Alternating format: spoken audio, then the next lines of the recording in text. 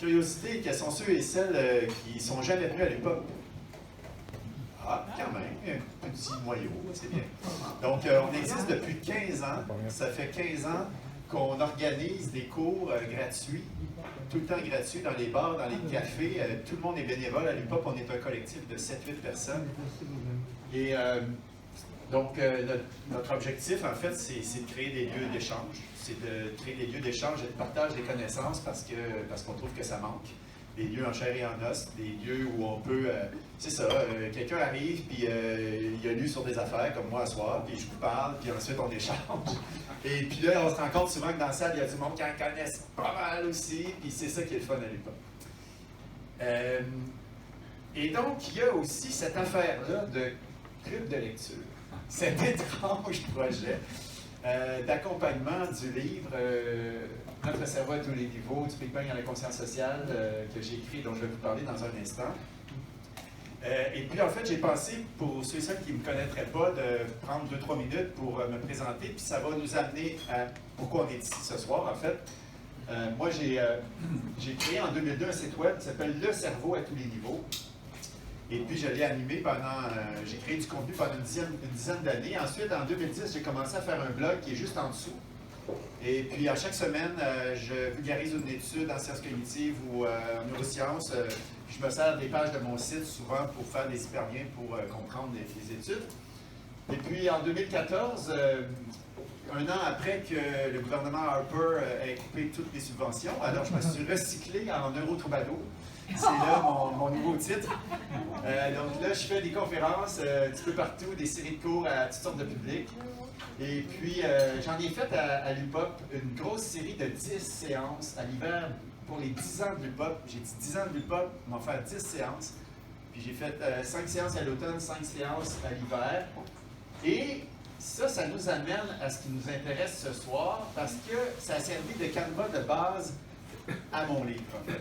Ça a été comme un peu... bon, j'ai fait une série de 8 que je voulais depuis quelques années. J'avais fait bien des erreurs, puis bien des erreurs pédagogiques. Puis là, de fil en aiguille, je pense que je suis arrivé à une progression qui est celle du livre Notre cerveau à tous les niveaux, qui a été lancé le 1er octobre.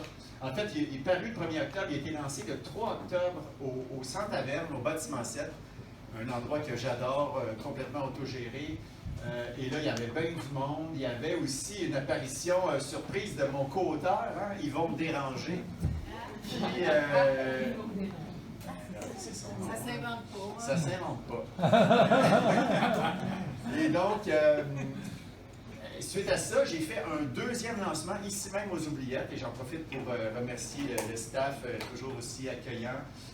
Parce que cette fois-là, ce que j'ai fait, c'est que j'ai brossé, un peu comme je l'ai fait dans le prologue, j'ai brossé un tableau du livre. En fait, j'ai résumé le contenu du livre en m'inspirant de son sommaire, hein, qui a la forme un peu circulaire comme ça. Et la question qu'Yvon me posait, ce serait quoi, en gros, les étapes de ce voyage? Donc, c'est un long voyage. C'est une progression là, du plus simple au plus complexe, et puis on construit là, de rencontre en rencontre, de la cellule au cerveau, au corps et jusqu'au niveau social. Et finalement, on arrive ici ce soir pour la première de ce club de lecture qui est un peu un projet d'accompagnement du livre, en fait. Parce que je me suis rendu compte, à mesure que les gens commençaient à lire, que c'était peut-être pas vraiment une petite lecture de plage, on lit, et que donc, c'était peut-être légitime de digérer ensemble tout ce contenu, hein, parce que, bon, c'est ambitieux, du Big Bang à la conscience sociale, il y a quand même de la place pour mettre une coupe d'affaires. Puis, quelqu'un parlait tantôt des références, où êtes-vous là-bas, qui allait voir les références, puis j'ai essayé de documenter mon affaire, puis les références ne sont pas dans le livre, elles sont dans le site web qui accompagne le livre. Je pensais que j'en avais 1000 ou 1500 parce qu'il y en avait tellement. Finalement, je les ai comptés, j'en ai 2800. Donc ça me fait plaisir quand les gens me disent qu'ils vont voir les références et qu'ils ont le goût de tout lire, là, parce que c'est ça le problème. C'est ça le problème avec la science, c'est qu'il y a tout le temps des affaires à lire et à comprendre. Donc, OK. Donc, ce soir, on est ici pour la première de ces rencontres-là. Et donc, oui, je dois avouer, c'est du costaud. C'est du costaud parce que c'est le chapitre un peu philo du livre. C'est le chapitre sur lequel on va s'appuyer pour faire de la science, pour comprendre la science par la suite. Et puis, moi, c'est pas ma formation de base. Hein. J'ai étudié en neurosciences, donc c'est des terrains que j'ai apprivoisés au fil des années, entre autres en squattant des cours à l'Institut de recherche, à l'Institut de sciences cognitives, grâce à Pierre, au département de philo. Mais, et donc, on va y aller tranquillement. Et puis, bon, vous voyez, ça, c'est pour ceux et celles qui n'auraient pas vu le livre, là, chaque rencontre commence comme ça. Il y a un gros dessin qui situe l'action. Et donc, vous voyez qu'on est aux oubliettes comme dans la première rencontre. Et c'est ça que je vais essayer de faire, autant que faire se peut, dans la suite du club de lecture. On va essayer d'aller aux endroits où ça se passe. Bon, la deuxième rencontre, c'est en campagne à Saint-Adrien, à 200 km d'ici. On va trouver un lieu à Montréal. On en a trouvé un d'ailleurs. Ça va être dans le café Place Commune, dans le Parc-Ex. Et donc, il y a aussi au début de chaque chapitre un résumé, en fait, de la rencontre, où les passages en rouge sont les intertitres dans les dialogues. Et donc, on va partir de là. En fait, je les ai réécrits ici pour qu'on les voit mieux. Et j'en ai éliminé un qui était moins long. Et puis, bon, l'importance de la vulgarisation scientifique, on va faire valoir ce point-là durant toute la soirée. Fait que je pense qu'on pouvait s'en passer, étant donné que les autres sont quand même assez chargés. Alors, rapidement, ce qui nous attend pour la soirée, ça va être de discuter de différents concepts dans ces trois grands points-là. J'ai préparé ça comme, je vais expliquer un concept 5, 6, 7 minutes, puis là, je vais me calmer, puis là, on va prendre des interactions, puis ensuite, je vais faire un autre 5-7 minutes. Je pense que c'est la façon, parce que c'est un concept hybride, c'est pas un vrai club de lecture, on s'entend. C'est pas tout le monde a lu un même livre, puis tout le monde arrive, puis on jase du livre. C'est pas non plus un cours magistral. Je veux pas que ce soit un cours magistral pendant 1 heure. Donc, le compromis que j'ai trouvé, c'est ça. J'amène des concepts, je résume l'essentiel du chapitre, mais je fais des pauses. Puis je me suis mis des gros corps écrits dans mes feuilles de peau. Arrête de parler. Donc, dans la première partie, on va parler de 4 affaires, puis je vais les faire défiler au fur et à mesure. C'est juste pour montrer un peu qu'est-ce qui vous attend. Et donc, dans la deuxième partie, la méthode scientifique peut nous aider. Là, c'est des blocs plus courts, mais c'est toutes des petites affaires qui gagnent à être définies. Et puis ensuite, le survol, ça c'est le gros encadré à la fin du chapitre, pour ceux qui ont lu la rencontre. On va essayer de synthétiser ça, puis d'ouvrir vers la suite. Voilà. Donc, ah oui, je voulais, c'est ça, j'ai eu un genre de dissonance cognitive, parce que moi je suis fort sur les diapos. Je crée des diapos comme je respire, tu sais. Yvon, lui, fait des films, sa référence, c'est 24 images secondes. Fait que moi aussi, c'est un peu 24 images secondes, mais là, j'ai dit, il faut que je me calme. Alors, il y a des bouts en diapo, puis il y a des bouts où je vais parler, mais comme c'est de la philo, puis c'est subtil, je vais souvent lire des petits bouts aussi. Bon. Alors, c'est le compromis pour ce soir. Donc, il y a au cœur de ce premier thème, là, à la fois sujet et objet, l'idée qu'on est la seule espèce, ou en fait on pense, à s'interroger sur ce qui la fait penser. Hein? On est une espèce qui peut réfléchir sur son propre cerveau. C'est quand même assez unique. Puis ça induit une espèce de circularité qui peut parfois donner le vertige. Dans le sens où on a ici un petit résumé visuel, là, souvent présenté, des sciences cognitives. Alors, on a différentes disciplines qui essayent de se parler pour comprendre la pensée humaine, qu'on a appelée sciences cognitives dans la fin des années 70. Et il y en a là-dedans des disciplines comme les neurosciences qui focus, si on veut, sur l'idée de... Ils regardent le cerveau de l'extérieur, comme n'importe quel objet qu'on pourrait étudier. On vous prend, on vous met dans un scan, et puis on vous fait faire des affaires, puis on regarde l'activité cérébrale dans votre cerveau, comment ça se passe. Donc, d'une part, il y a ça, on peut faire ça avec le cerveau. Mais d'autre part, il y a la possibilité de se voir de l'intérieur en tant que sujet qui en possède un. Je dis souvent, on possède tous l'objet le plus complexe de l'univers connu entre les deux oreilles, puis c'est un exemplaire unique en plus, et on peut le ressentir, cet objet-là. À chaque fois qu'il se passe de quoi dedans, on le ressent, on en a un. On est ce cerveau-corps-là. Donc là, il y a le rapport sujet-objet, vous le voyez ici. Ça va un peu première personne, je ressens des choses, puis aussi, le cerveau fait ça. Donc, c'est un peu comme dans le livre, là, quand ils vont ici, là, il sort sa caméra, là, puis il se dit, il m'a filmé. Puis ben, le gars avec la couette, là, il n'aime pas bien ça parce que c'était pas ça le deal. Là. Puis là, ben, c'était pour souligner cette affaire-là. La caméra qui filme, c'est vraiment un point de vue extérieur, comme une machine d'imagerie cérébrale pourrait l'être. Et donc, ça pose la question cruciale et fondamentale et pas évidente de la relation entre les deux. Et là, ça nous amène à notre bon ami Descartes et à son gros bon sens sur lequel il voulait fonder sa philosophie. Mais là, j'ai la première, à chaque fois que je vais mettre mon sommaire, j'ai ma barre grise qui me dit « Calme-toi, laisse parler le monde. » Fait que là, c'est là. Est-ce que là, il n'y aurait pas, par hasard, un commentaire, une impression, quelque chose sur ce que je viens de dire? Et sinon, c'est pas grave, ça va me permettre juste de prendre une bouchée. Pardonnez-moi, ces diapos qui sont aussi vitales pour vous que respirer, est-ce qu'elles sont disponibles quelque part? Oui, bonne question. Moi, tout ce que je présente, je le mets toujours en PDF le lendemain ou le surlendemain. Puis dans ce cas-ci, ça va être sur le site de l'UPA en PDF. Dans 24-48 heures, je vais tout mettre ça là. Merci. Bien, merci pour votre question. Donc, Descartes, hein, qui considérait qu'il y avait la substance étendue, la substance matérielle, d'une part, tout ce qui existe dans le monde, finalement, puis la substance pensante, qui était, elle, immatérielle, hein, c'était la pensée immatérielle. Et puis là, il y avait son petit problème de comment les deux interagissent. Il avait trouvé la glande pinéale, qui était soi-disant la seule structure qui est unique dans le cerveau. On sait aujourd'hui, avec des coupes histologiques, que c'est deux structures qui ont fusionné, parce que tout est double dans le cerveau. Mais il n'était pas fou, Descartes, il avait vu que c'était comme un peu unique, puis il avait dit c'est par la pinéale que va passer la pensée pour aller dans le corps. Ce gros bon sens-là, il est accepté par la majorité des religions. Hein? C'est quand même pas rien, parce que ça fait du monde.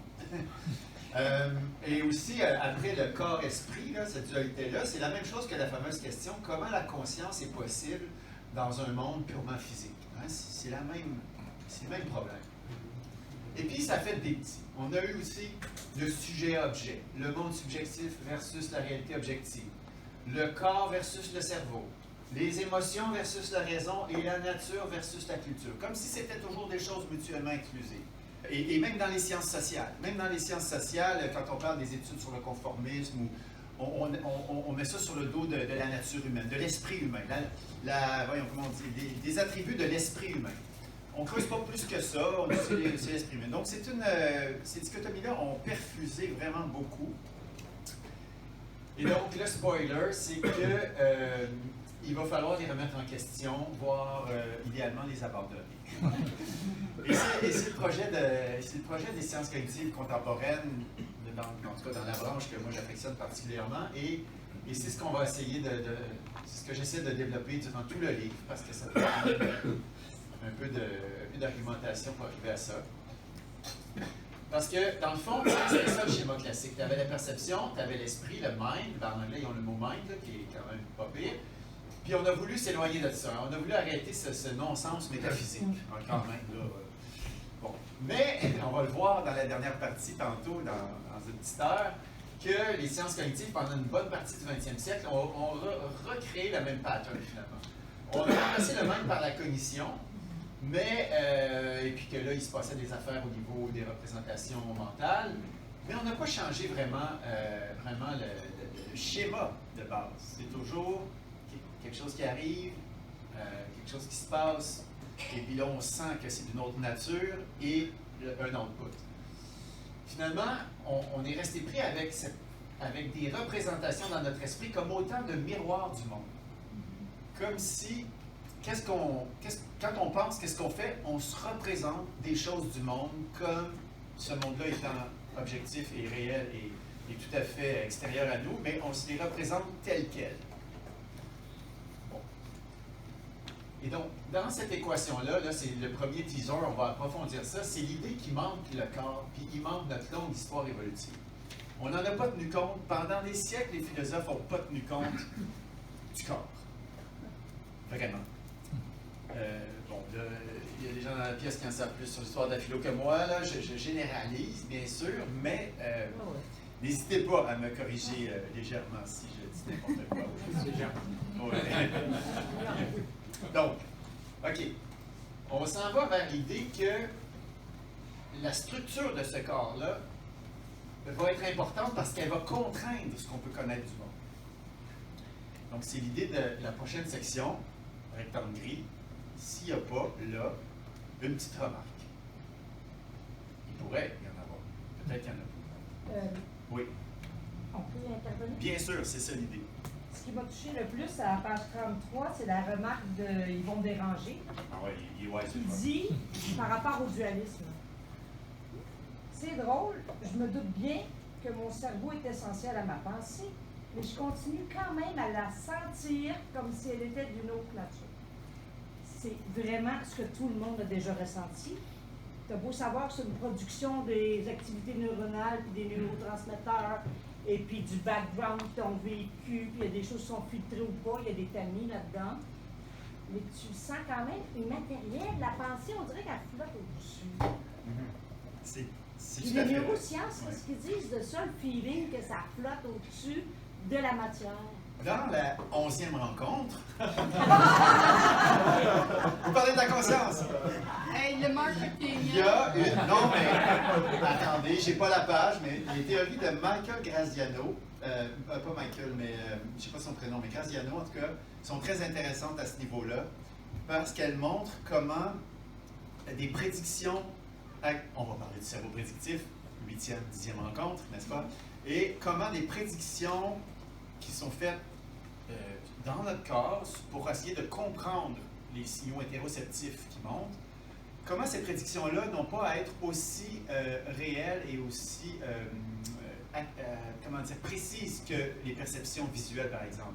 Et ce flou-là, je crois que sa théorie, si je me souviens bien, c'est le schéma, il y a le mot schéma corporel, en tout cas en anglais. Et puis lui, il pense que c'est ce flou-là, parce qu'on quand on veut juste savoir, mettons, si notre cœur ne va pas trop vite, la pression sanguine n'est pas pire, qu'on n'a pas trop soif. C'est flou tout ça. On n'a pas besoin d'avoir des perceptions précises. On a juste besoin de savoir en gros que ça va bien. Et puis ce flou-là de notre schéma corporel correspondrait peut-être à ce flou-là qui est pas précis, qui n'est pas idéal, qui est un petit peu, justement... qu'on pense en dehors de notre crâne. Oui, ça semble désincarné parce que c'est pas précis, c'est flou. Okay. Puis c'est parce qu'on n'aurait pas besoin, en fait, d'avoir une précision autant. Mais là, je suis en train de parler du 11e rencontre.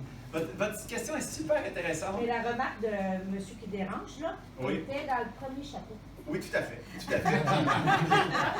Puis, oui, non, mais merci de me rappeler alors. mais c'est ça le problème de ce livre-là, en l'occurrence, ouais. C'est que tout est lié. Tout est dans tout. Oui, tout est dans tout. Ça n'a jamais été aussi vrai que dans ce qu'on appelle des systèmes complexes. Des systèmes, c'est quoi un système? C'est des éléments reliés. Beaucoup d'éléments avec beaucoup de liens. Tu touches à quelque chose, il y a 10 affaires qui s'allument, il y a 10 liens à faire. Puis notre pensée est comme ça. C'est pour ça que dans la 9e rencontre, on va parler du langage, puis on va se rendre compte que le langage, c'est linéaire, et puis que c'est, comme je dis souvent, c'est le moins pire outil qu'on a pour se comprendre, parce qu'il faut transformer toutes les images mentales et les idées complexes en réseaux qui nous viennent dans un flux linéaire. T'sais. Bon, ben merci. OK.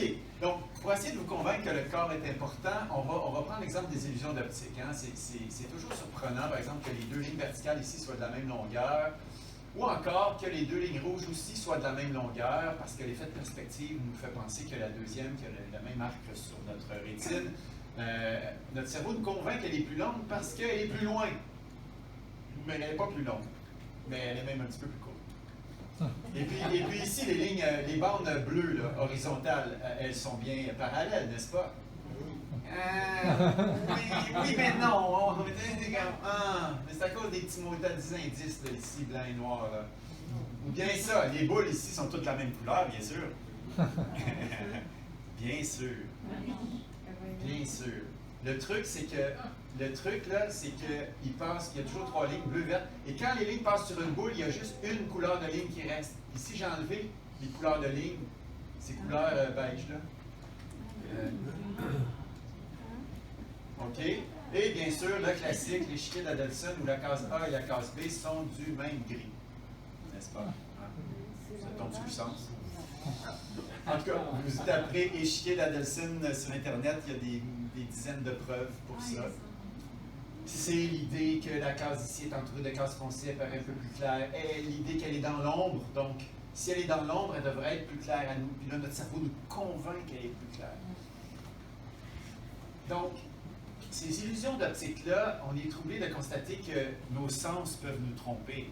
Mais dans le fond, ça montre juste que nos perceptions ne sont peut-être pas un miroir du monde extérieur, justement. Hein? Que c'est peut-être plus une interprétation, une construction ou une simulation faite par notre système nerveux à partir de ce que nos sens peuvent capter du monde. OK. Et là, j'ai mis aussi dans le livre, à la page 35, ce fameux petit test qui permet de mettre en évidence le point aveugle. Alors, si vous ne connaissez pas, je ne sais pas si à cette distance-là ça marche, je ne pense pas, mais on ferme l'œil droit et on fixe la croix avec l'œil gauche. Et quand on est à peu près une trentaine de centimètres, le point noir disparaît, ça devient blanc, il n'existe plus. Pourquoi? Parce que on est à ce moment-là à un endroit de la rétine où le nerf optique rentre dans le globe oculaire et ça crée un endroit où il n'y a pas de photorécepteur. Donc, n'ayant pas de photorécepteur là, il y a un endroit dans notre champ visuel tout le temps où on ne voit pas, mais le cerveau comble le trou et on ne s'en aperçoit pas. L'exemple des couleurs aussi. Hein? Les couleurs, c'est un peu la même chose. C'est la rencontre entre... on est porté à penser que la couleur est un attribut des objets. Le crayon, il est jaune. C'est pour ça qu'on le voit jaune. Mais c'est pas si simple que ça. Les couleurs, c'est des longueurs d'onde dans le visible. Puis, nous, on a des cônes dans la rétine qui peuvent percevoir certaines longueurs d'onde, hein, du rouge au violet. Et puis, donc, c'est la rencontre entre des longueurs d'onde qui viennent de l'environnement, puis un système nerveux capable de les processer. Et ça va nous créer l'assentiment de la couleur. Il y a un exemple, hein, d'autres espèces n'ont pas les mêmes répartitions de cônes. Tu vois, nous, on est une espèce qu'on dit trichromate. On a 3 types de cônes. Et puis, plusieurs oiseaux sont tétrachromates. Alors, nous, on voit dans le visible du rouge au violet. Eux, ils voient du rouge jusqu'à l'ultraviolet. Ben là, on a mis ça en magenta ici parce que si c'était en ultraviolet, on ne le verrait pas, par définition. Mais on peut imaginer là, ici que leur vision du monde est différente parce qu'elles ont un système nerveux différent. Des gens comme Francisco Varela parlent de, comment dire, c'est quoi déjà? Espace chromatique, je pense. Hein? Chaque espèce va voir son espace chromatique. Oui, comme quand tu parles des couleurs, tantôt, je sais que pour les Romains, le bleu, la définition du bleu, ça fait tellement de temps, ils voyaient plus du gris. C'est nous qui avons identifié cette couleur-là comme le bleu. Donc c'est vraiment une création humaine aussi. Il y a des couleurs comme ça qui, même pour nous, ils disent que ça semble tellement logique aujourd'hui, mais avant, ça n'existait pas. Donc c'est vraiment aussi notre culture, le cerveau qui leur donne un nom. Tout à fait, puis merci d'amener ça tout de suite, le côté culturel, le côté comment les catégories verbales, puis ça je vais insister beaucoup là-dessus parce qu'on n'en est tellement pas conscient des catégories verbales qu'on utilise pour nommer les choses dans le monde, ce sont des découpages qui sont culturels, effectivement, oui. Mais même aujourd'hui avec Poisson Rouge et Goldfish. Ah, c'est vrai, hein? C'est pas la même chose? Ouais. OK, tu sais, la chauve-souris, elle voit par écholocation. Elle envoie des ultrasons, puis avec ses grandes oreilles, elle écoute l'écho, puis elle est capable de voler dans l'obscurité totale sans se casser la gueule, sans se cogner nulle part, avec, tu sais, c'est comme l'écholocation, c'est ce qu'elle appelle. Donc, il y avait un texte en philo célèbre hein, qui s'intitulait « Quel effet ça fait d'être une chauve-souris ?» Ben, pour savoir c'est quoi le feeling de voir en écholocation, ben, il faudrait être une chauve-souris. Il faudrait avoir le corps d'une chauve-souris, il faudrait avoir les oreilles d'une chauve-souris, puis il faudrait être capable d'émettre des ultrasons. Il y a des non-voyants qui le font. Ouais. Oui. Ouais, je connais un enfant qui fait ça. Qui clique. Il cogne dans ses mains, Ouais. puis il sait qu'il y a un arc, Ouais. il change de direction. C'est ça. Donc, eux autres, ils savent peut-être plus un peu quel effet ça fait d'être une chauve-souris. Ouais. Ouais. Tu marches sur un trottoir, les yeux fermés, tu vas entendre quand est-ce qu'il y a un char stationné à côté de Oui, toi. c'est vrai. C'est vrai parce que tu vas attendre l'écho. Donc, Oui. OK, il suffit d'être peut-être plus sensible et un jour on saura quel est le Voilà. OK, je l'ai dit, notre système nerveux va déterminer ce qui pourrait être connaissable ou simulable pour nous. Et là, c'est là où, comme dans le film de Matrix, si on prend la pilule bleue, ben, on va continuer de voir le monde comme on est capable de le voir, comme on le voit depuis toujours. Ben, ça va bien, le langage, ça marche. Puis...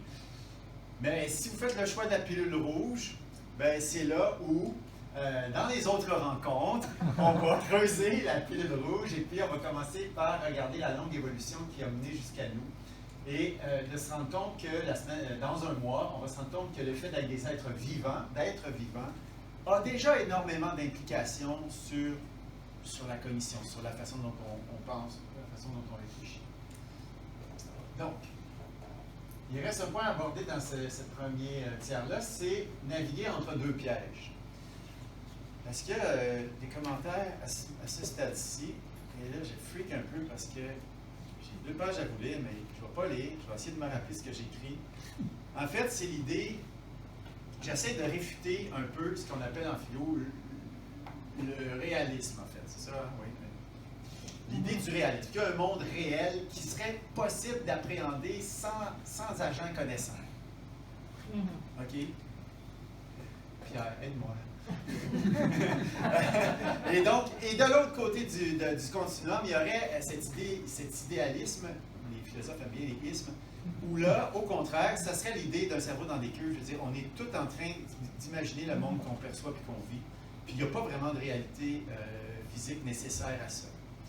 Et donc, il y en a encore aujourd'hui, je pense, des philosophes qui peuvent défendre cette idée-là, mais avec pas mal plus de subtilité et d'imagination que moi. Je ne m'aventurerai pas là.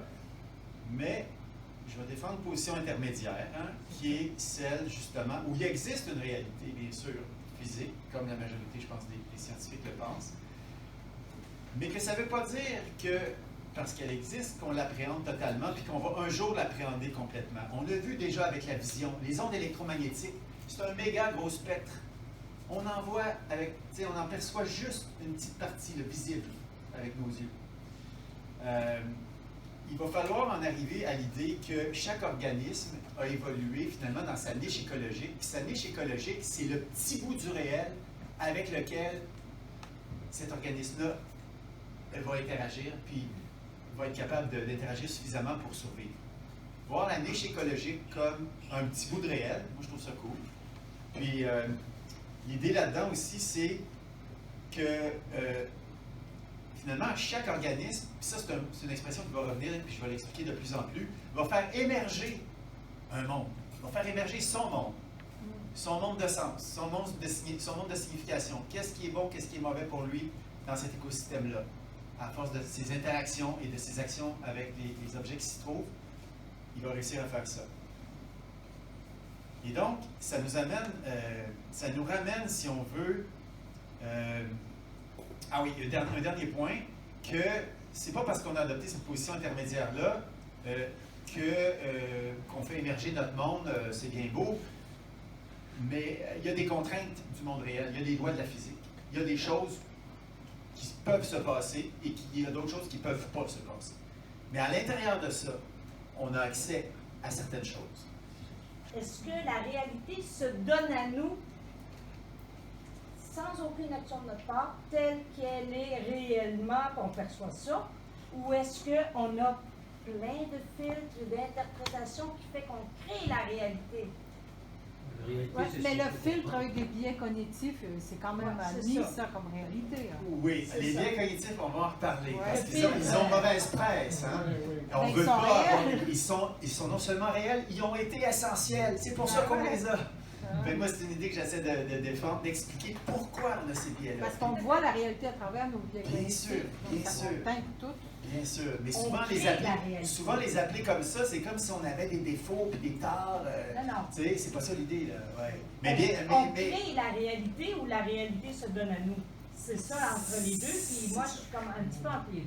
on La est. réalité ne se donne pas purement à nous, Ouais. puis on ne crée pas totalement la réalité parce qu'il y a des choses. Il y a des choses. La table est-tu là et pas là? On est pas mal sur la même longueur Ok, d'onde, c'est ça. justement. Ouais. Là, il y a 2 interventions là-bas. Joli. Allez-y. Moi, ça m'amène à poser la question de la connaissance, en fait. C'est le cœur de ce chapitre-là. Mais comment on fait pour dire qu'on connaît quelque chose? Juste une petite réaction à ça, c'est que, encore là, le corps va être central. OK? Le corps de l'agent connaissant. Parce qu'il dit connaître, connaître, c'est pas dans les airs, c'est un agent qui connaît. C'est qui cet agent-là? C'est quoi? Es-tu vivant? Es-tu pas vivant? Fait que ça va être vraiment, il va falloir considérer tout le temps ça, je pense. Hein? Si on est une bactérie, c'est pas les mêmes contraintes physiques qui agissent sur notre corps Oui. que si tu es un éléphant ou un Mais humain. elle est là. Mais les lois sont là.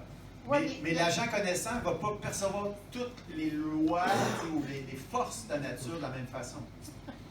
Ouais, je vais la lire, la citation. Je l'ai mis dans mon livre. Il y avait un scientifique là, connu, là, Quelle page? le physicien quantique Werner Heisenberg, qui avait dit « Ce que l'on observe n'est pas la nature en soi, mais la nature révélée par nos méthodes de questionnement. » Voilà. Voilà. J'aurais dû montrer ça. C'est ça. Nos méthodes de questionnement, ça veut dire quoi? Ça veut dire beaucoup souvent nos instruments. Parce que dès qu'on s'en va dans l'infini, au niveau macro, là, ça va. Tu sais, on s'entend qu'une table, ça c'est une table, ça c'est une chaise, puis qu'est-ce qu'il va, il disait, là, un crosseur cravaté, c'est un crosseur cravaté, là, on s'entend là-dessus. Mais dans l'infiniment petit, les phénomènes quantiques, dans l'infiniment grand, les trous noirs, les galaxies, dans l'infiniment complexe, le cerveau, on a développé progressivement des instruments, des méthodes et des instruments qui nous permettent finalement d'élargir la portée de nos sens. Ces instruments-là, là, un accélérateur de particules, là, tu sais, c'est une grosse patente qui garage des électrons, des neutrons à toute vitesse qui se collisionnent, puis tout ce qu'on voit après, c'est des petites lignes. Puis là, avec un cadre théorique, on essaye de dire, cette petite ligne-là, c'est le boson de Higgs, tu sais, puis on l'a cherché pendant des années, puis On l'a trouvé. on l'a trouvé. Et donc, plus on s'en va vers, plus on a d'instruments, c'est comme si là, plus grande doit être l'interprétation des données. Hein? Puis c'est là où la communauté scientifique elle se chicane, puis elle n'est pas d'accord, puis c'est correct, puis c'est parfait, puis c'est ça la science. C'est plus loin de nos sens, ça relève de l'abstraction totale. Ouais, ça c'est une autre affaire.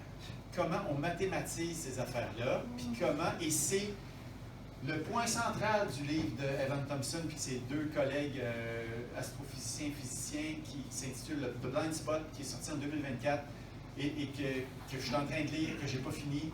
L'idée de ça, de la déconnexion, l'abstraction croissante, la mathématisation croissante, qui fait qu'à un moment donné, on oublie que tout ça, c'est pour parler d'une expérience directe. Puis l'expérience directe, elle peut être médiée par des instruments fort complexes. Et comme j'ai dit tantôt, à partir du moment où tu as des instruments complexes, tu poses des questions au réel et puis tu as des réponses. Mais la réponse, c'est rarement, à la ChatGPT, la matière que vous étudiez est faite de ci, de ça. Non, c'est une petite ligne. Puis il faut interpréter la petite ligne. Alors là, c'est là. Les débats sont là. C'est ça faire de la science. Puis rendu là, on voit que l'intersubjectivité des scientifiques devient fondamentale de l'entreprise scientifique. C'est pas des subjectivités de gens qui s'entendent toujours avec des observations sur le réel, c'est ça le propre de la science, mais à partir du moment où il y a cette loi-là, OK, on joue la même game, on parle de choses qu'on peut observer, qu'on peut reproduire, comment on interprète ce que le réel nous dit, comment le réel répond à nos méthodes de questionnement. Puis là, quand c'est trop complexe, ce qu'il faut faire, et là j'ai des petits diapos là-dessus, c'est se faire des modèles.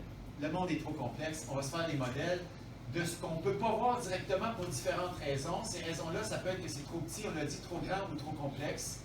On a ici des petits neurones en vert avec leur noyau en bleu et puis des petites cellules gliales en rouge, un petit bout de tissu de cerveau. Et donc, cet objet-là, le cerveau, dans ce cas-ci, on peut faire un modèle.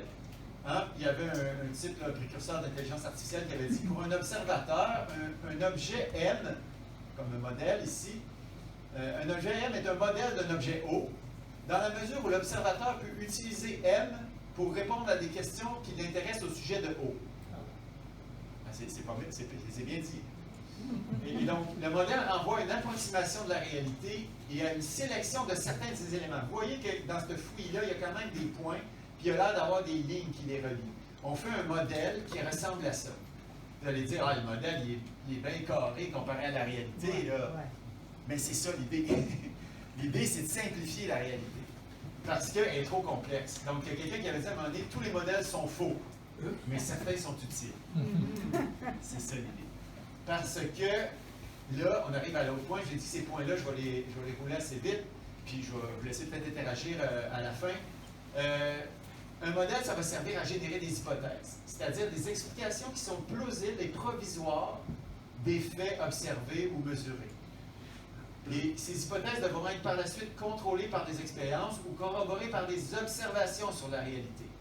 On se dit, ah, ça pourrait être ça qui est derrière ça, tel mécanisme pour expliquer telle affaire. On dit, si c'est le cas, alors ça devrait réagir comme ça. On fait une expérience, on fait une observation. Ah oui, c'est le même, OK. Oh, ah non, c'est pas le même. Un modèle sera jugé fécond, donc productif, si les résultats de mesure sur le réel s'avèrent suffisamment conformes aux prédictions du modèle. Donc, c'est tout ce jeu-là. Des modèles, des prédictions, on va voir la réalité, on revient, on modifie le modèle, ça roule. Et ça amène à la création de théories scientifiques. Parce que ces modèles et ces hypothèses-là, ils ne sont jamais isolés. Ils s'inscrivent dans une théorie scientifique plus large. Là, ici, vous voyez, j'ai mis différents modèles qui ont quelque chose en commun. Hein? Vous voyez les points, vous voyez les lignes. C'est différents modèles de la théorie connexionniste des sciences cognitives dont on va parler un petit peu tantôt. Mais il pourrait y avoir une autre grande théorie qu'on va parler tantôt aussi, la théorie cognitiviste.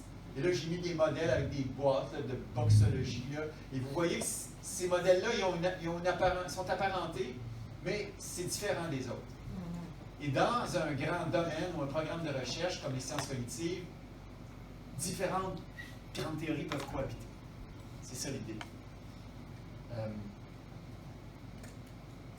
Et donc, à partir de ça, on va pouvoir énoncer des lois. Réaction, à date, pendant que quelqu'un... Oui, allez-y. Je me demandais juste, quand je disais tout ça sur les approches, j'essaie de me demander, là, quand on parle, mettons, de psychanalyse, tout ça, ça s'inscrirait dans quoi? Ah, ben merci. Hey, la question arrive fort à point. Merci. Parce que j'ai un exemple là-dessus. L'exemple en psychiatrie. Certaines théories abordent, par exemple, les troubles mentaux comme si c'était des maladies du cerveau. On cherche alors à les détecter avec des marqueurs biologiques et à comprendre les mécanismes pour les traiter. C'est une approche en psychiatrie médicale, hein, on la connaît. Mais il y a d'autres théories qu'on pourrait qualifier de plus psychoanalytiques, pour lesquelles les problèmes mentaux résultent de conflits internes non résolus. Dans ce cadre théorique-là, les médicaments peuvent apporter un certain soutien, mais c'est par un long travail sur soi qu'on pourra amoindrir le mal-être à ce moment-là. Il pourrait aussi y avoir d'autres théories, toujours dans le même domaine, là, qui considèrent les troubles mentaux comme l'expression dans le corps d'un individu d'un dysfonctionnement social plus vaste. C'est peut-être pas toi qui as le problème, c'est peut-être le monde de mal dans lequel tu vis. Qui déstructure ta chimie interne. Oui, c'est Oui, ça. chimie. Il te fait sentir, en termes laboriciens, en inhibition de l'action. Pas agir. Et puis enfin, un quatrième exemple, ou quelque chose qui serait une théorie qui serait plus existentielle, comme les difficultés rencontrées par un individu à trouver simplement du sens à son existence. Donc on a là 4 grandes théories qu'on pourrait dire. Vous voyez que puis une ne sont pas mutuellement exclusives. Donc, et ensuite, il y a l'idée, un dernier concept qui est dans le livre, puis c'est important de l'avoir, c'est un outil mental intéressant, c'est l'idée d'un paradigme dominant. Hein, ça vient du philosophe des sciences Thomas Kuhn qui a conceptualisé ça. C'est l'idée qu'une théorie est plus largement acceptée au sein de la communauté scientifique dans un domaine particulier à une époque donnée. Il y en a plusieurs qui cohabitent, mais il y en a une qui a la cote à un moment donné. Hein, ce que lui appelle la science normale. On travaille à l'intérieur de ce paradigme-là. les grandes lois ou les mécanismes explicatifs de ce paradigme dominant pourront être quand même dérangés, bon, périodiquement, par des données dites anormales, qui, lorsqu'elles deviennent trop nombreuses, provoquent ce que lui appelle des révolutions scientifiques. Donc, ça va un peu à l'encontre d'une vision très positiviste de la science, qui avance graduellement, toujours plus de vérité, tout ça. Non, la science est un peu comme les équilibres ponctués de Gould. Il y a des moments où on est en science normale, OK, il y a des petits résultats qui ne fitent pas bien, mais on se dit, on va finir par trouver. Mais à un moment donné, ça s'accumule, puis là, whoop, non. Il y a quelqu'un qui arrive avec une théorie qui englobe toutes les petites affaires, puis bon, j'avais un exemple, je pense après, hein. Tout se passait bien à l'époque de Newton où les pommes tombaient, les équations de Newton expliquaient ça, les astres tournaient, des équations. Mais là, quand on s'est mis à regarder très très loin, puis tout ça, puis là, ça ne fitait plus tout à fait, il a fallu qu'il y ait un dénommé Einstein au début du 20e siècle qui dise ouais, ben, les amis, c'est l'espace qui est court. OK, attends un peu là. OK. On va regarder vite. On va prendre ça comme exemple, parce que c'est ça qui nous intéresse. Les sciences cognitives, c'est les sciences de la cognition, donc le fait de connaître. Puis c'est ça l'idée du livre, c'est ça aujourd'hui l'idée de la science. On va regarder le 20e siècle en rafale, qu'est-ce qui s'est passé dans les grands paradigmes pour expliquer comment on fait pour connaître. Avec le behaviorisme, qui au début des années 20, tout ça, jusqu'aux années 1950, a été vraiment le paradigme dominant. À cette époque-là, on ne connaissait pas grand-chose du cerveau, on disait c'est une boîte noire, et puis on se disait, on va regarder ce qui rentre, les stimuli qui arrivent, puis on va regarder qu'est-ce que l'animal fait, puis on va créer des lois entre les stimuli, puis les comportements, puis les réponses. Puis ça a donné Pavlov, ça a donné les réflexes conditionnés, la compréhension du conditionnement classique. Ça a donné Skinner, le conditionnement opérant, l'animal il fait quelque chose, il y a une récompense, il y a un comportement récompensé. Tout ça n'a pas vraiment besoin de s'expliquer en considérant le cerveau. Puis ça a duré un bon bout de temps. Dans les années 60, 50, fin des années 50, je pense, là, il est arrivé des gens, en particulier des linguistes, qui ont dit « Ah non, c'est pas satisfaisant.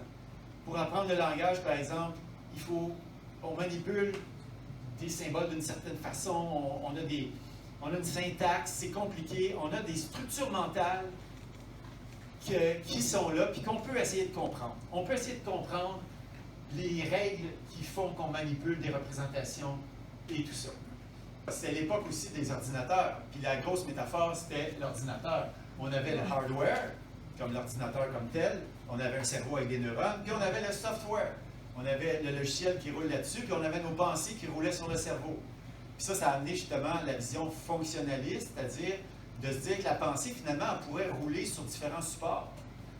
Tu sais, comme Word, il roule sur PC ou sur Mac, on pourrait imaginer qu'une machine, par exemple, faite avec du silicium, roulerait une pensée un jour qui pourrait s'apparenter à la nôtre. Donc, ça, c'était pour le... Et puis là, à un moment donné, dans les années 80, bon, je ne dirais pas toutes les... C'est dans l'encadré, hein, le grand encadré, la fin de la première rencontre, les limites et les critiques qui ont été adressées au cognitivisme. On en arrive à l'idée qu'à un moment donné, les gens se sont dit « Ouais, on plafonne un peu. » Tu sais, par exemple, on se rendait compte que le monde est complexe et puis la machine, finalement, tout ce qu'il lui faut pour résoudre un problème, il faut lui dire. Il faut le programmer, il faut le mettre dans le programme. Puis fait que là, ça disait « Ouais, OK, ces machines-là vont être bonnes pour jouer aux échecs parce que les règles sont bien définies, 64 cases, puis les règles, c'est ça. » Mais là, la voiture autonome, là, c'était pas d'implant à ce moment-là. C'est-à-dire que tu n'es pas capable de fonctionner en intégrant des choses nouvelles et tout ça. Fait qu'on s'est dit, finalement, on va pas essayer, on essaye de faire un expert, on essaie de copier un expert adulte, on va essayer de faire un enfant qui apprend. Puis on s'est rapproché du cerveau aussi. On a dit, on va mettre plein de petites unités, puis là, c'est là qu'arrivent les simulations par ordinateur. Les petites unités, ça va être des neurones virtuels. Ça va être finalement une grosse matrice de chiffres qui sont capables de modifier leur interaction, la puissance de leur connexion entre eux, comme les neurones le font dans notre cerveau. Hein? La plasticité du cerveau, c'est ça, c'est des neurones qui renforcent ou affaiblissent leur connexion. Et puis là, ce qu'on va faire, c'est qu'on va présenter 1 million d'images de chats, pris sur YouTube, Puis au bout de ce temps-là, à un moment donné, on va présenter une image de chat, puis le réseau va avoir changé ses configurations, va avoir appris à reconnaître un chat, il va dire c'est un chat. Puis quand c'est un dauphin, il va dire c'est pas un chat. Parce que, puis là, on ne saura pas trop ce qu'il y a dans le réseau. Ça n'a pas été programmé par personne, ça a été appris, ça a été modifié, comme nous on le fait finalement. Et là, ça, aujourd'hui, les avatars de ça, vous les connaissez, hein, c'est l'intelligence artificielle comme on la conçoit aujourd'hui, c'est ChatGPT, c'est l'intelligence générative, les large language models, là, les grands modèles de langage, les chatbots, et tout ça. Et donc, j'en arrive à mon fameux livre de Blind Spot. Je l'ai mis là, je vous en ai déjà parlé, parce qu'il formulait la critique, une critique, il résumait bien la critique de ce qui manque à ces modèles-là. Bon, dans ce cas-ci, il y a un premier problème. Ils ignorent le cerveau. Bon, déjà, le Blind Spot il est assez gros. Là. Ensuite de ça, ici, ben, ils ignorent le corps et l'environnement. Vous voyez, c'est le modèle en sandwich. On a des inputs qu'on doit rentrer à la main, puis on a des outputs qui disent aux muscles comment bouger, mais en fait, ce n'est même pas des muscles, c'est un écran. Voyons, c'est ça, le corps n'est pas là encore. Et puis ensuite, il y a l'expérience subjective, dans tous les cas, qui demeure problématique, qui demeure une patate chaude un peu encore. Et là, où est-ce qu'on arrive à la fin du 20e siècle? On arrive à des sciences cognitives plus incarnées, situées, étendues et inactives. Je vais continuer à vous dire un peu ce que c'est, mais là, on est réchauffé, fait que si vous voulez m'interrompre, faites-le n'importe quand. Parce que là, c'est le petit côté, là, j'ouvre vers où est-ce que le livre s'en va, parce que c'est vraiment vers ça qu'on s'en va. Ben, ces mots-là, c'est une espèce de quatuor qu'on voit souvent. En français, c'est la cognition incarnée, située, étendue et inactive. Inactive? Oui, inactive. Là, je vais définir les 4 termes. Donc, le premier, c'est incarné. Puis ça, ce dessin-là, je l'aime beaucoup, je l'ai mis dans le livre, pas pour rien. C'est parce que tu vois le cerveau, mais tu vois que le cerveau est dans un corps avec le petit cœur qui bat ici. Tu vois le monde des objets et tu vois la partie humaine du monde qui est la partie. Puis tu vois la boucle sensorimotrice qui est là. Et donc, la cognition, elle doit être incarnée, elle est incarnée. Tous les grands systèmes du corps communiquent par des molécules. Vous pouvez être sûr que si votre système nerveux catch une menace, votre système immunitaire, votre système hormonal, il va le savoir, ça ne sera pas long. Et puis, donc, même si on vit dans un monde de langage symbolique, tout ça affecte le corps d'une façon directe. Ensuite, elle est située, la cognition, parce que ce corps-cerveau-là, il est toujours à quelque part. Il est situé à quelque part, puis l'environnement va rentrer beaucoup plus qu'on pense dans notre cerveau pour nous suggérer des opportunités d'action, des opportunités d'idées. Et puis ensuite, la cognition, on peut dire qu'elle est étendue, parce que, est-ce qu'elle est juste dans notre crâne? Si je vous demande 892 multiplié par 259, ça fait combien? Allez. Ah, ça irait mieux avec un crayon, hein? On pourrait faire les retenues parce que notre mémoire de travail est limitée. Puis on aurait besoin de offloader dans l'environnement ce qu'on n'est pas capable de processer à l'interne. C'est la même chose pour les vieux couples, les gens qui ont passé des décennies ensemble, ils savent que l'autre est bon dans tel domaine, puis ils s'y réfèrent constamment, ou cette patente-là, qui est rendue une partie de notre mind qu'il y en a dans notre poche arrière. Le cerveau s'est délocalisé finalement. Et l'inaction, j'arrive au 4e terme. L'inaction, en fait, c'est un néologisme proposé par Varela Thompson dans leur livre de 1991, je crois. C'est une déclinaison particulièrement riche des sciences cognitives incarnées et situées. Parce que des sciences cognitives incarnées et situées, il y a différentes saveurs, différentes sauces. Et pour eux, la cognition apparaît avec la vie. C'est très important. Le vivant, ce n'est pas anodin, qui permet une autonomie relative d'un agent vivant par rapport à son milieu, avec lequel il s'établit un certain nombre de couplages. Le terme couplage aussi est important dans le vocabulaire de l'inaction. C'est moins directif qu'un input. C'est un corps, puis souvent les molécules, au niveau moléculaire, c'est toute une affaire de forme. Hein? Une molécule avec une certaine forme va se coupler avec une autre molécule. Et donc la cognition est plus vue comme la résolution de problèmes, comme on l'avait quasiment toujours vu depuis, jusqu'alors, mais comme la création de signification, comme un sense-making. Donc là, parce qu'un corps vivant doit rester en vie. on n'a pas trop le temps d'épiloguer sur le deuxième principe de la thermodynamique ici, là. Mais en gros, c'est que tout se désorganise. Il m'est venu une joke politique que je ne ferai pas, mais... non, c'était pas ce que je pensais. Et donc, d'un point de vue de la cognition située, incarnée, située, étendue et inactive, un être humain, c'est un organisme créateur de signification et son système nerveux et la façon dont il va créer des significations dépend de sa longue histoire évolutive. Hein, parce qu'on a un système nerveux qui ressemble à ça. On a tous 2 hémisphères, 2 thalamus, 2 hippocampes. Parce qu'on a des gènes humains qui vont nous faire les grandes routes d'un cerveau humain. À partir de là, on perçoit le monde pas mal comme des humains. Et c'est ce qu'on va voir l'évolution la fois prochaine. Mais à partir de là, dès qu'on est, on va se mettre à avoir une trajectoire de vie qui va sculpter les petites routes de notre cerveau. Là, chaque expérience de vie va être une occasion de renforcer des synapses comme ça et de créer des réseaux de neurones capables de s'adapter plus ou moins bien à différentes situations. Et ça, c'est ce qu'on va voir à la 3e rencontre et à la 4e rencontre. Et donc, c'est ça mon schéma. Et comme souvent, et c'est tellement calme parce que l'essentiel de ce schéma-là, c'est qu'il y a des ronds gris comme ça. OK? Et les ronds gris n'ont pas de frontières. Ils sont complètement fusionnés, les 4 ronds gris. Les 4 ronds gris, c'est quoi? Vous avez la physiologie, tout ce qui est notre corps, notre cerveau, notre système nerveux, nos hormones. Et puis, tu as l'expérience subjective. Hein? Qu'est-ce que ça fait d'avoir un corps? Quel effet ça fait d'être un humain? On a mal, on rit, on est extasié. Tout ça se passe dans un milieu socioculturel dans lequel on est né, avec lequel on a les codes, avec lequel on est à l'aise. Et il y a aussi ce petit pas de recul ici qu'on appelle la dimension existentielle, qui est le côté méta des choses. Le fait qu'on peut faire de la philo, on peut être ici d'asseoir à se demander à quoi ça rime tout ça. Et puis, ce qu'il fallait comprendre là-dedans, c'est que, je l'ai écrit ici, la personne humaine là, est considérée maintenant comme un système dynamique, indissociable de son milieu. C'est-à-dire que tout ça, c'est comme un gros globule gris, qui est une seule et même chose. Il n'y a pas de distinction. Puis ça, c'est comme dur à gober, là, mais c'est les 560 pages du livre, ils visent à nous convaincre de ça, finalement. Que ça serait plus profitable, c'est plus,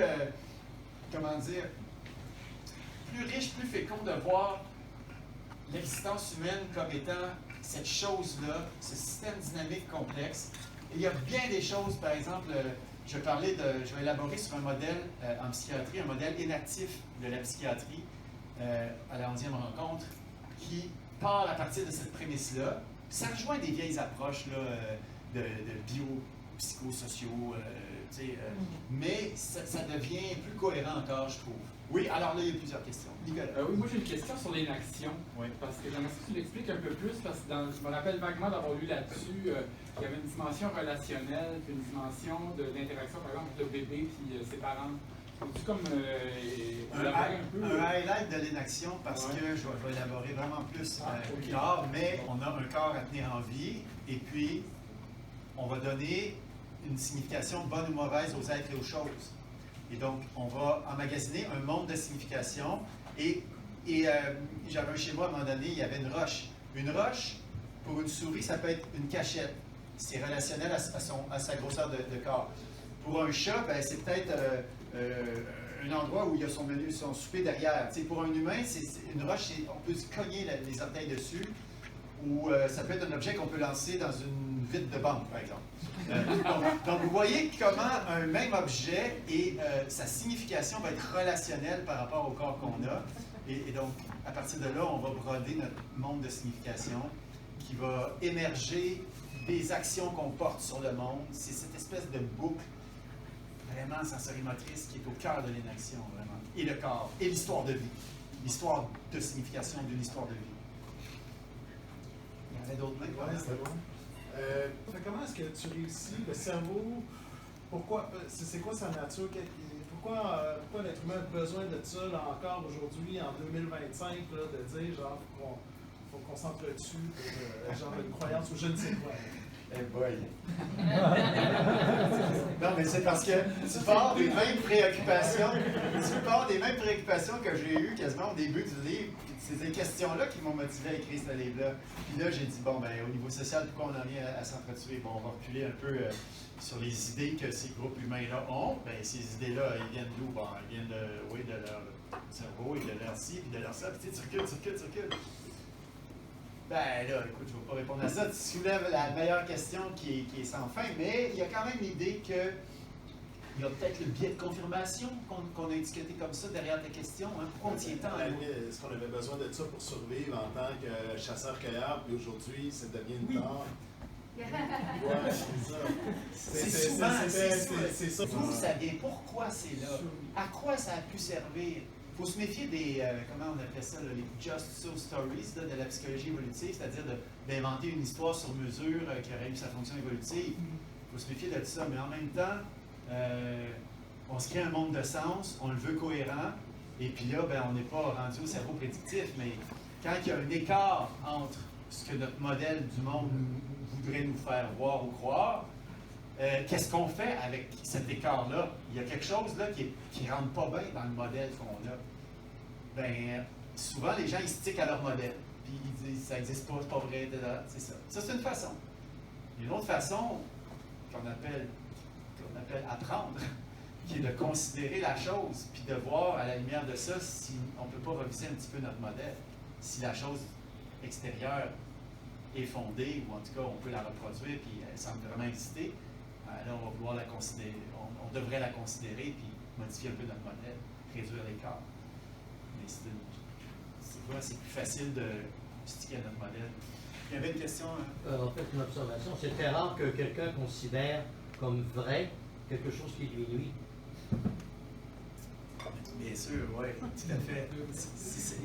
C'est rare que quelqu'un considère comme vrai quelque chose qui lui nuit, dans le sens, dans l'optique peut-être de préserver sa structure. Oui, mais les agirs de Trump, pour venir à du concret, nuisent à des gens qui l'appuient, puis ils vont continuer à l'appuyer pour ne pas nier le fait qu'ils l'ont toujours appuyé, mais il va nuire à ces gens-là aussi. Là. Oui, mais c'est que ça leur convient. Et ça leur convient parce qu'ils ne veulent pas nier leurs engagements. Oui, mais ils vont vraiment se faire avoir. Oui, mais ça leur convient. La psychologie humaine est vraiment fascinante, n'est-ce pas? Écoutez, il est 8h30. Je fais juste annoncer le prochain club avant la pause. C'est donc le 22 avril, dans un mois. Et là, on va aborder la deuxième rencontre. Ça va avoir lieu au café Place Commune, près du métro du Parc. Ça va être tout indiqué. Écoutez, merci beaucoup pour cette première heure. On prend une petite pause de 10-15 minutes et puis on continue à réfléchir ensemble. Merci.